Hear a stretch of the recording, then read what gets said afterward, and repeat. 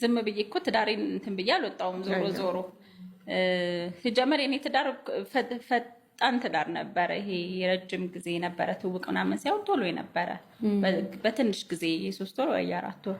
ትውውቅ ላይ ነው ትዳር የተመሰረተው እና ያም የሆነው ሰው ከማመኔ ነው። የሆነ አምኜ በዛች 3 ወር ውስጥ ወይ ሰው ፐርፌክት ነው በቃ ለእኔ ፊት የሚያረግ ሰው ነው በቃ ባሌ ነው ብላ የምትይው በማመን ትንሽ ብልጥ ብሆን ስማርት ብሆን እስቲ ሰው እንትን ልበል ላጥናው ምናምን ማለት አለብሽ ነው እና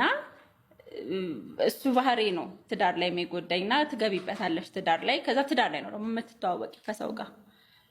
ትዳር ላይ ስትኖሪ በጣም ብዙ ነገሮች ይወጣሉ ትክክለኛ ባህሪዎች ይወጣሉና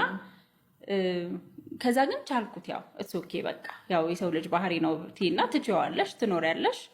በጣም ጣርኩኝ ቻልኩኝ በጣምና እንዳልኩሽ እኔ አላምንም ባይዛው ወይ ለልጆች ተብሎ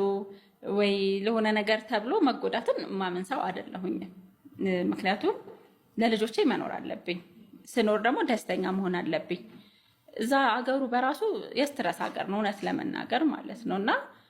በቃ በራሱ ድባቡ ራሱ የሆነ ጸጥ ያለ ድባብ ስለሆነ በቃ የሆነ ስትረስ ይለቅብሻል ማለት ነውና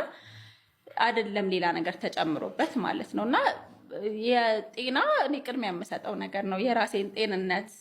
ከዛ በኋላ ደስታዬን ለልጆቼ መኖር አለብኝና በጣም አያዋያሁኝና አምላክ ነው ይሄ ነገር የሚሰራ ነገር አይደለም ስለዚህ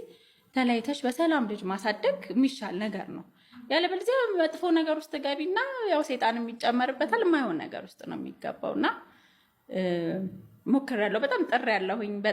በጣም ማለት ነው